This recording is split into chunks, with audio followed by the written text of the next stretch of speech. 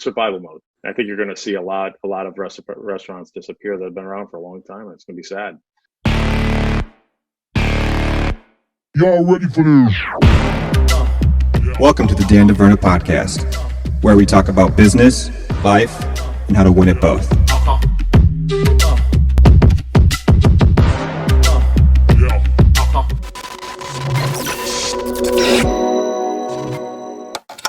So Dan DeVerna here with a couple close friends of mine, Chris Flett, business coach to the stars, and the owner of Souk, Moussa Salloukh. How goes it, gentlemen? It goes. Good to be here. It's doing great. Happy Monday. Yeah. Well, before we get started, anything anybody was thinking, boy, we got to make sure we cover this? I think what I'm finding interesting, I've been watching the news all morning, and now, of course, that there's outbreaks in South Korea after they've loosened things up a little bit. I think there's a shift in mindset of people thinking it's going to go back to normal. And now I think this week we're going to see businesses going, okay, we're not going to go that way. So what does the next 1 year look like? And so I think innovation is going to be kicking up big here now, especially this week. I'm looking forward to seeing how people react. Yeah, Moussa, you've got some news here in the last week or so as far as what's going to be available to you with business. Why don't you give us a little update on who you are, kind of the situation you've been put in here over the last year, I guess, and catch us up on that. Yeah. Well, I am the chef owner of Souk Mediterranean Kitchen in Toledo, Ohio, and I've been a restaurateur chef most of my life. Opened a new venture October 1st, which we were actually supposed to open over the summer. So we missed that whole window of the summer to, benefit from that. And then got off to a great start on a really nice upswing. And then, this kicked in. So we just received news that this coming up Friday, we're allowed to open our patios. And then the 21st is dine-in, but that's to me a little deceiving too, because the patio is gonna be all pending on weather. And do I feel good about this yet? And the answer to me is no. I mean, I think the governor's speech that we listened to was a little, I don't know if you saw it, Dan, it was a little lax. Mm-hmm. He had somebody who was part of that committee basically leading the whole conversation. He really didn't step in much on it. It was not a whole lot of clarity. So, there's distancing. If you and your wife come in and you sit at the bar, is there still the 6 foot distancing since you guys cohabitate together? There's just a lot of unanswered questions, especially for us. I have employees that have 1-2-year-old children. Do I ask them to come back? Do I have them stay at home? And then if they refuse to come back, we're supposed to report to the state about refusal for the unemployment. So there's a lot of things that are, to me, are kind of unacceptable and kind of up in the air. So, and like I said, as far as that, I was getting ready today after this to go out and start to rearrange patio furniture and measure things out. And I heard we're supposed to have 70-degree weather, and then we're supposed to get thunderstorms. So it's just I think it's gonna open up a box that a lot of us sounds great. Oh, Yahoo restaurants are back open again, go for it. But there's a lot of how much staff do I bring back? I have to restock liquor inventory. I have to restock food inventory. I have to, at the 21st of May, we're at 25% probably capacity. I can't be profitable if I have a whole staff, I have a payroll. So there's just a lot of things that, chefs and restaurateurs have to think about. It's not just, hey, you hit the easy button, the doors are open, and we're back off to the races. There's not going to be any normalcy for a long time. So Well, Moussa, I have a question because, of course, Yeah. I worked in, as you know, the restaurant industry kind of earlier on in my life, especially through university. And the restaurant I was in, we were always looking to see how many covers we could get done in a night, and Right. to jam people in as tight as possible without making them uncomfortable. And I remember the chef telling us at the time, like, we had to flip those tables and get covers. And so, what I'm curious about with this legislation, because we're seeing this in Canada as well, saying, if you had 80 tops, you're going to have 20. There must be a minimum amount of tables that actually make it make sense. Like them saying 25% back, you could still open and actually be losing money by increasing capacity, couldn't you? Oh, 100%. Yeah. I mean, it's, we've been kind of proactive. It's just been up until this past week, it's just been me and my general manager, and we have a couple girls working the phones to do curbside. And so this week is the first week. It was the 8th week that I finally brought a couple people back, because it's just like, come on, I got to start working on some of the things Chris just said. We have a meeting Wednesday with Open Table, which is a reservation software that you guys have probably used when you've traveled. I know we probably used it in Vegas when we traveled there. And they were asking, $250 a month and then $1 a reservation. And they waived all that till 2021. So, we're gonna jump on that, because we need to have a system in place. And to flip tables, we're gonna put probably an hour and a half gap to try to flip them. And we're going to go reservation only when we do it. If we do it, if I feel comfortable to do it, I mean, I'm still, it's a tug of war with, my mind right now. My mindset is, what happens if we bring some people in, somebody gets sick, and the restaurants are always the first to blame for this. And then do I call a lawyer to get a waiver for employees? There's so many unknown questions to ask. Employee comes back and gets sick, and this society, people like unfortunately, people like to sue. I mean, am I liable for an employee coming back and getting sick from a cut? You guys got to understand what I'm saying there. And I'm fortunate enough where I have my general contractor lives close to me. He actually lives in the same complex that I do, because I live right above the restaurant. And we already went out and ordered plexiglass, because that was one of the stipulations. The plexi is going to go up over the booths in some certain areas of the bar and all that. And that is just more for me to make the consumer come in and say, hey, they're ahead of the curve. I feel comfortable coming in. They've got plexi up. So there's a lot of expenses that are going into this too. So, and meat, another obstacle, meat, pork, that's all going through the roof right now. And now I'm getting, text messages and emails daily from my purveyors. You need to buy up on this. You need to buy up on that. Well, you know what? I'll go a different route. Seafood's gone way down. I mean, I can get grouper and halibut now for $11 a pound, which is unheard of. I can get Scottish salmon, which I was paying $15, $16 a pound, for $9 a pound now. It's head on, cut it myself, but I've got time. But I wonder if you can as well, like how many, before kind of the shutdown, how many main courses did you have on your menu? It's not a menu like I've had in the past. It's Mediterranean. So I have a good concentration of Middle Eastern. I have, I'll do paella. I'm doing lamb shanks. I'm doing short ribs on a daily basis. So we're cooking those fresh, but I stopped that during this whole crisis. And we just kind of, once I ran that inventory out, I'm fortunate enough where I'm not a steakhouse. If I was a steakhouse, I mean, some of those guys, I can't imagine what they're going through with all the product in their cutting rooms and all that. So, but a lot of different hummuses, a lot of different appetizers.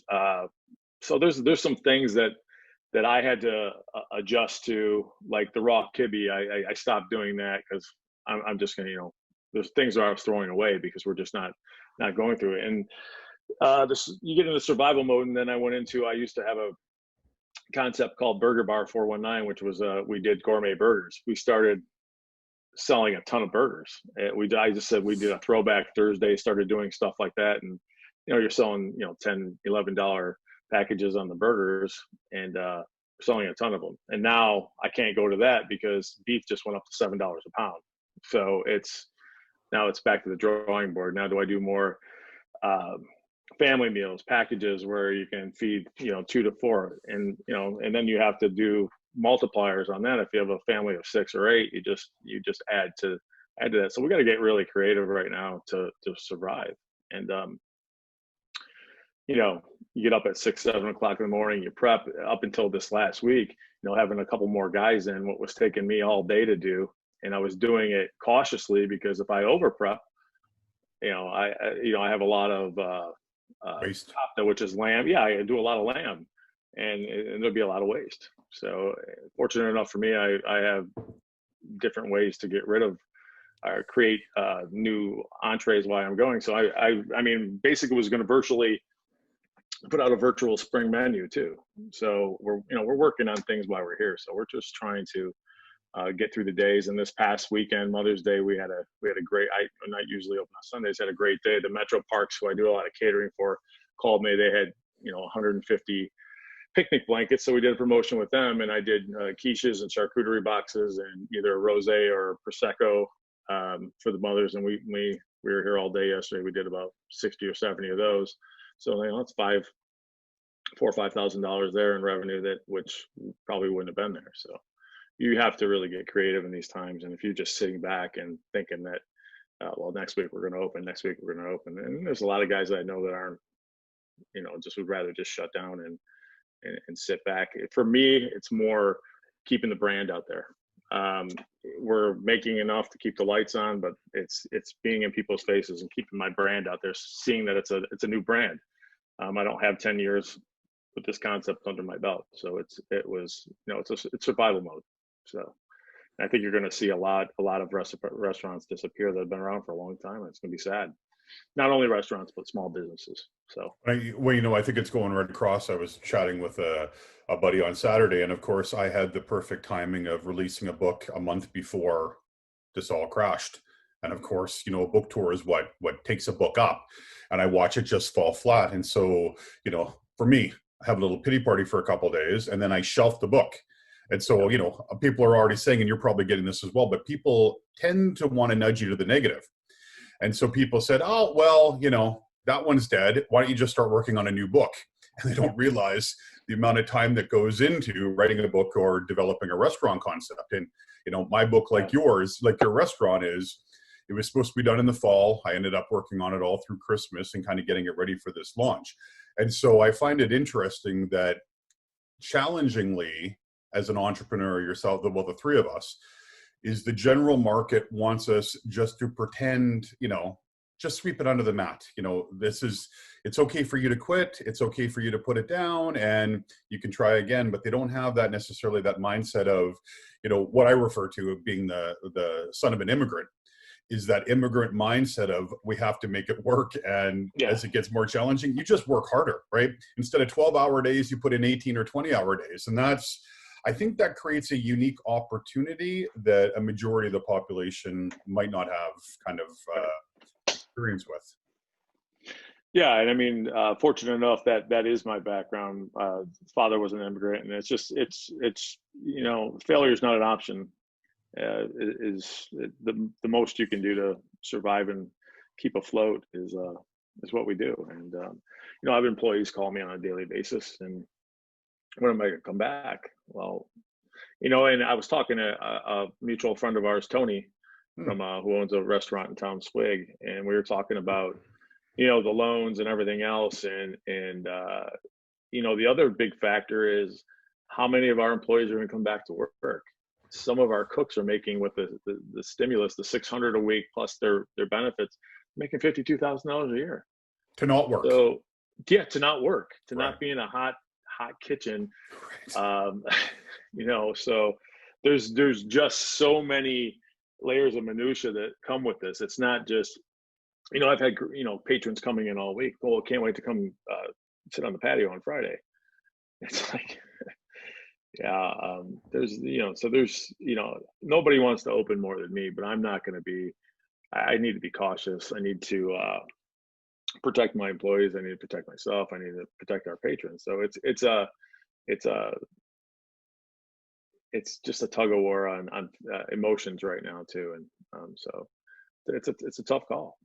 And then there's the factor, as you guys know, um, they say you're going to open on the 21st. I feel pressure that I have to open because fortunate enough, I have some great landlords who have given me relief on everything else. But once that floodgates opens, then the landlords want full rent, utility companies want full utilities. So there's all that goes with it. It's just Well, then not in theory, it becomes your choice, right? In their mind, it's like, well, you're the one deciding not to open rather than right, government's right. preventing you from opening. Exactly. So it's kind of a no-win for me. I'm kind of forced um, to do that. So I just have to prepare myself and prepare our staff and prepare the restaurant to do it with baby steps and do it cautiously. And you know, we do the things on a daily basis that are required right now. Hand washing is like, you know, constant, and you can wear as many pairs of gloves as you want. Gloves aren't the, you know, gloves are great, but you still have to change your gloves when you go from one thing to the other. I mean, it's and you know, there has to be a level 2 employee in the house at all times. Now the health department's gonna, and level 2 is it's a qualification of testing and education that you have to take through the health department. And I'm the only level 2, so I mean, I've been there this whole time anyway. So, and you know, it's going to be pretty stressful when the health department gets back on the streets too. And you know, they're going to try to be as, you know, monitor and be out there as much as possible. So, and they're short staffed. So, You know, and I wonder of the mindset of consumers, because, you know, within our family, like we do the, you know, the Dine Out Tuesdays and that type of stuff where we try to support local restaurants. yeah, Like I told you about Chef Castro, right? Who's one of our local chefs in Victoria. I don't know that I'm going to be that quick to go back to a restaurant or to a movie theater, or, I mean, even to a barber, even though I need it. yeah, You know, just the mindset is, am I going to drag the family out? And you know, it's shocking to us how the mindset has shifted in just 2 months, because we used to go out for supper 3 times a week, and now haven't been out for 8 weeks, but we're still, you know, once or twice a week bringing food in, and we find ourselves, you know, luckily in a position to be able to do that a couple times a week, but trying to spread around to our favorite restaurants, and, you know, and focusing more on the local than the chains, right? Because the chains have that yeah, kind of that girth to do, but we find that it's almost like it's like a Sophie's Choice. You know, we got Chef Castro and we have Bin For, which is a burger bar, who, like, we got to make sure that we're being fair, just like you would with kids on Christmas, right? How do you yeah, make sure you're covering them a little bit? And even with Chef Castro, I shared with you, Moussa, that he opened a pantry where you can go in and buy the ready to take. And same right, type, I find myself overbuying and yeah, then giving it to neighbors, right? Because you're trying to say, we really want you to be here when it's safe. But I don't know if in the upcoming months, I'm going to kind of want to drag the kids out to sit in that area, even if it is a bubble of 6 or 8 feet. I think I'd prefer just to bring the food home. yeah. I don't think a lot of us should take the foot off the gas pedal with the carryout for sure. I think we need to continue that. Um, Will you somebody continue asked the me that, curbside as well? Like, so let's assume that yeah, the patio opens and you're in, like the curbside, that feels like that's been the new programming for consumers. And so I would assume you probably want to keep that rolling. oh, absolutely. I mean, we'll throw on an extra hostess or just somebody that's designated as a curbside. And you know, when we first opened, we didn't even have the online ordering because we were so busy, and that would have put extra pressure on the kitchen. But we sparked that up, you know, a day into it, and got our online ordering going. So we'll continue that too. And the online ordering allows you to get on to our website, and it bypasses the host podium, bypasses everybody, and just shoots it right back to the kitchen. Oh, It tells you that it's online, and what time Dan will be here to pick it up. Is his estimated time is 6:50. Mhm. So that'll continue. And somebody asked me the other day, you were talking about, will the consumer want to go out? They asked me, well, how do you think it's going to be? And I said, I think it's going to be 80-20. I think 80% are going to stay at home, and those 20% that can't take it at home are going to go out. And then the 80% are going to look into that fishbowl to see who's getting sick or what's happening. And they'll take a couple weeks to see how it pans out. That's my feeling on it. Um, But think you know, I think there's going to need to be some clarity on what those rules are for you guys and for all of us. I mean, truthfully, if I go in there with not just my wife, but maybe say 2 or 3 other friends, do we have to sit separated? Like, the 2 of us can be together, and then there's this much room for the others. And, you look at your booths, they're pretty small. So how do all those things all fit together? Right. And then we're in Toledo in the spring, so that the consistency of weather is not optimum, to say the least. no, exactly. What if I have a full patio and then a thunderstorm rolls in? What am I going to do? Right. Here's boxes. I'll see you guys. Sorry. It's yeah, and the clarity on that is we're not allowed to take any parties of, I think it was it has to be under 10 people. So I'm fortunate enough I have a back room. We've already been measuring that off. It's my dining space is pretty tight. Anyways, it's all booths and a few tables. So Are and the then there's booths the bar. movable or are they built in? No, I have some booths that are really have high backs to them, which we're fortunate enough to have those, but we're still going to add the plexi to them. And that's the whole thing with the plexiglass. My contractor got out in the nick of time. Now you can't find plexi anywhere in Toledo.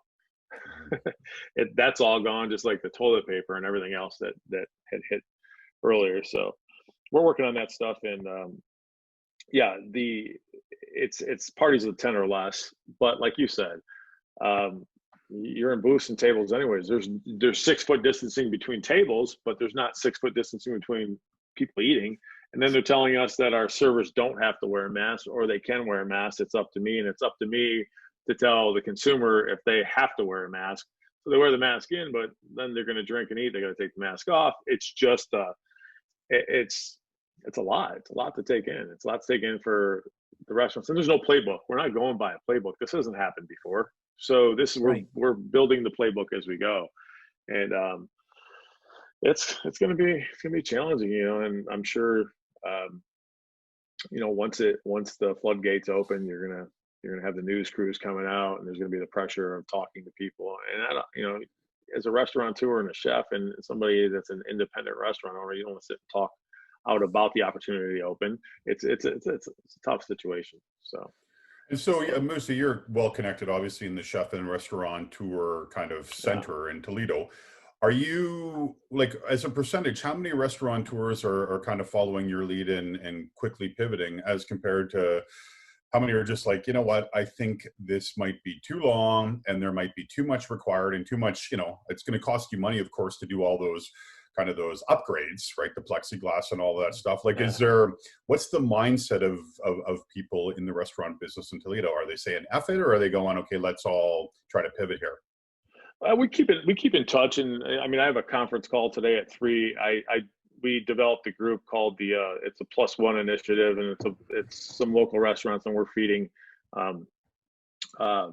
first responders, the hospitals, the firemen, the police stations, and we went out and they raised money, so at least we have enough money to cover our lunches and our dinners to kind of keep us going. And it's brought some employees back. But going back to your question, there's Dan, like the Mancy restaurants, they have 4 or 5 restaurants, and one of them is a steakhouse. I'm sure they're gnawing at the bit to get open.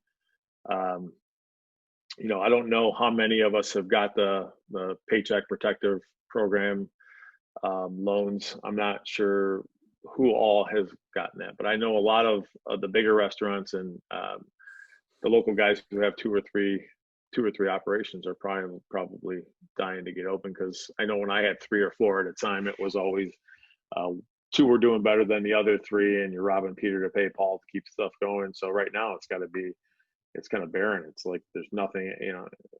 If you're a steakhouse, who's out buying Sides of beef, a 32 ounce or a 32 or $33 fillet, when before you could probably go to a Kroger or a Costco, and it's tough for, I think, the more fine dining. A lot of us weren't apt for the carry out business either, so we had to adapt to that.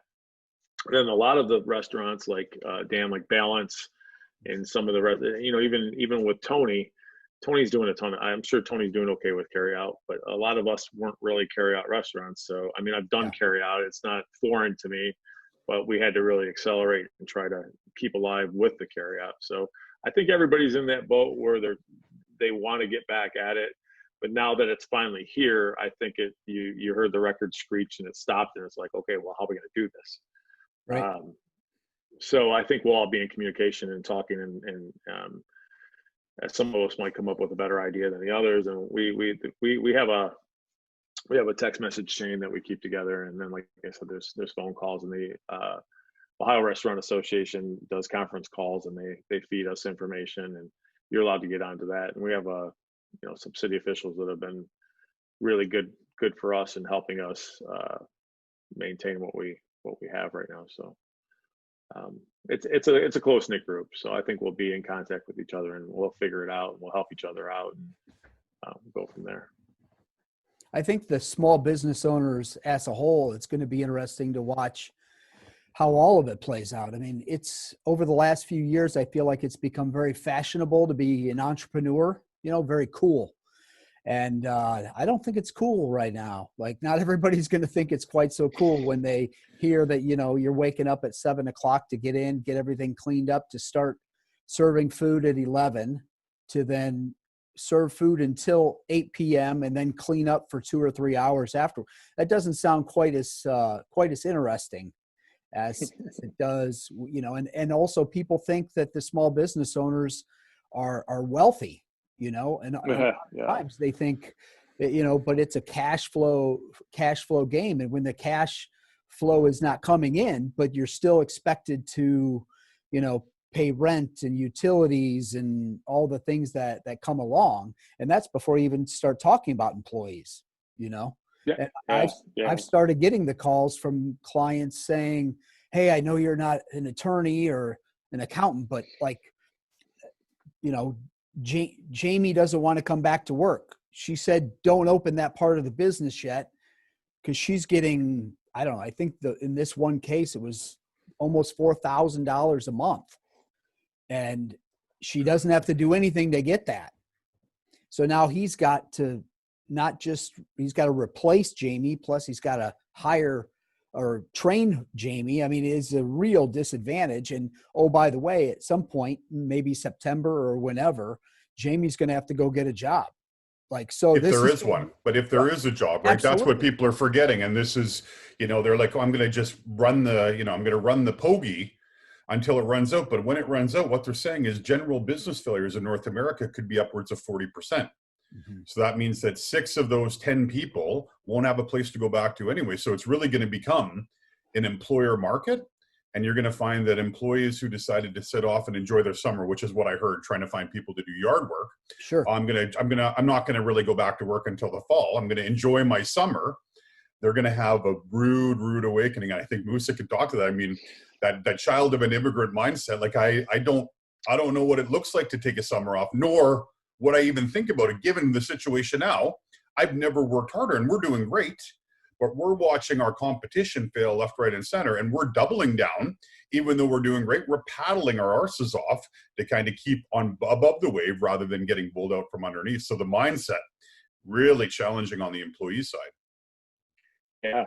I mean, I'm in what I would call right now such good cooking shape that you give me 2 guys, I could probably run the whole kitchen right now. So, and then be, eventually be profitable because my labor is going way down. But it's going to be interesting because there's a lot of those. I think there's a lot of those guys that guys and gals that aren't going to come back to work because they're going to try to soak up that money because I think they feel like I've worked my whole life and Well, Dan, and I got a question for you. So from what you understand about this, if people get the loan to cover salaries, but if they can't get their people to come back, does that loan cover new hires, or like what's the dynamic? Because what I'd be concerned about is I get a loan to bring my people back, my people don't come back, and I'm holding the bag. Maybe I've used that money to do some other gap financing in the area. Like what do you understand happens if your staff don't come back that the government has loaned you money on?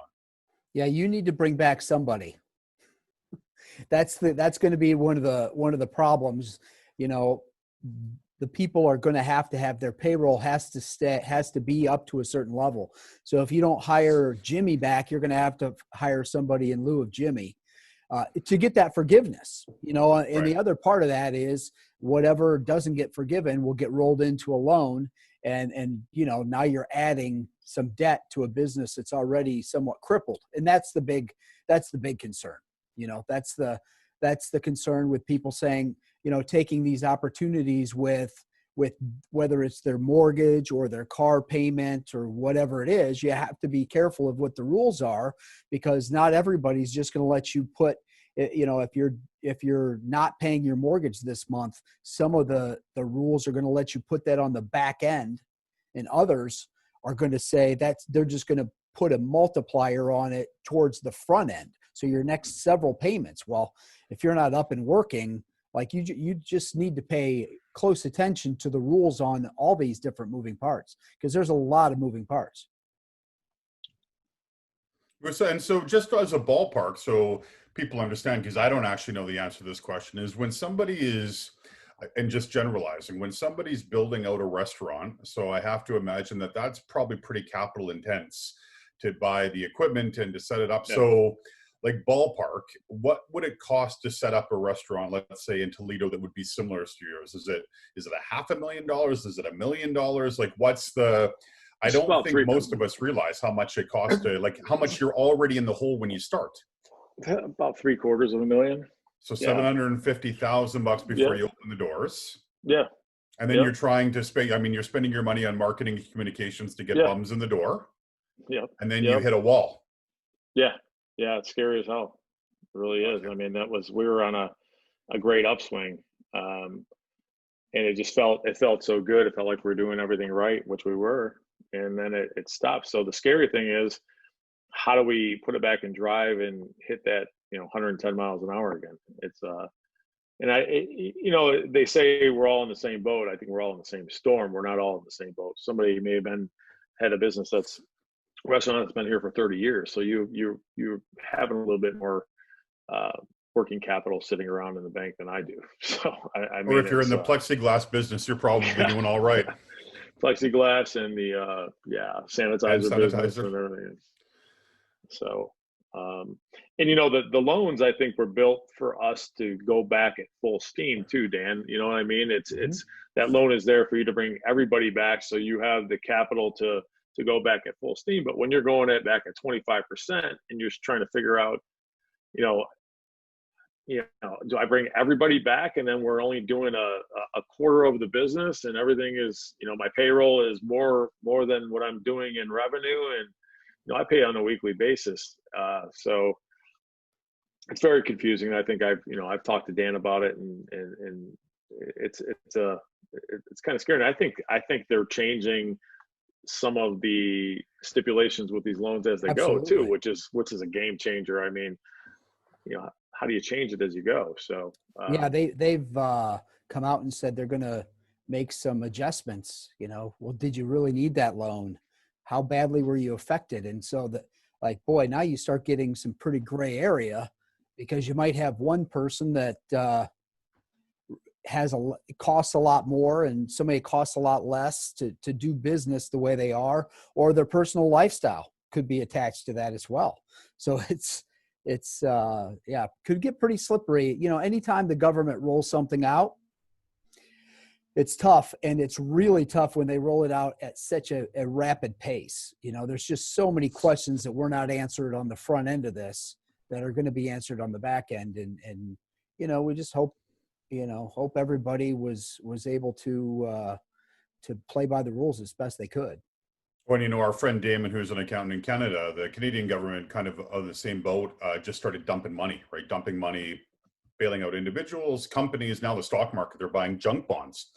But what's interesting is they, got the money in the hands of everybody. And so Canadians could just go on the government website and say, I've been negatively impacted by the corona, and immediately $2,000 went in their account. Like that. Like, I'm not saying 2 or 3 days. It didn't even get reviewed. You just did a declaration that you've been negatively impacted. Sadly, I didn't get any candy. But boom, the money came in. And so everyone and their dog I know hits the button, right? Like, it's like free money, free money, free money. And then Naaman said, 6 weeks after that, they said, oh, and by the way, if we deem that wasn't true at our discretion, you're going to get penalized 250% of what you took, plus you could face jail time. And so now all of a sudden, people are looking for that back button, like refresh. How do I get that back in the government's account? And so you can unring that bell. And so I would have to imagine there has to be some small sliver of abuse in the U.S. Yeah. And the question will be, what will come after that? Yeah. Well, we've talked to attorneys quite a bit, actually. And one of the first lines the guy said to me is, there's going to be a lot of orange jumpsuits given out from this. Well, the lack of accountability and the lack of, and the banks are getting paid something. So they want to move the loans and move the money through because they're getting a little taste on some level. So yeah, it's going to be interesting to watch all this stuff play out. And besides just the safety element, none of us have ever been in a situation where the government's literally said, you're going to close your business. Like, this is out of your hands. This is our decision. We're going to close your business. And they've also never been in the process of starting it back up again. So we've never stopped it, and we've never had to start it back up. And how we all do that, you just want to know that you want to be part of the 60% or hopefully 70 or 80% of businesses that still exist at the end of all this. That's what you're gunning for, because, you'll kind of have the corner of the market on some level. You'll be in a better spot than you were before this started. Right. Yeah. Less competition. And, I heard somebody equate what's happening to that movie Flatliners, right? Let's zap it and kill, and we'll see how long we can let it die for, and then see if we can zap it and bring it back. Yep. All right, guys. Well, I appreciate your time this morning. It's good talking to you. Anything else we should let everybody know before we head off? Well, I think once we can fly safely, Moussa, I'm happy to come and do weekend shifts in the dish pit. I was very good at that. I also am very good at making salads and cutting desserts, not making them, but I'm good at cutting them with a hot knife and plating them. So I'm happy to donate some of my services to let you recapture some of your labor costs. I've seen some of your smoking skills too with your meats and stuff on Facebook too. I just actually got a new pellet smoker for my birthday. So we're going to do the maiden voyage this week. I'll send it to you, and you can give me some criticisms. And his cutting of desserts is one for you, one for me. You know what? That's hurtful. How dare you fat shame me during this crisis? All good. Well, all right, boys, be good, okay? Absolutely. Yeah, stay well. Sounds good. Stay well, guys. See you next time. Yep.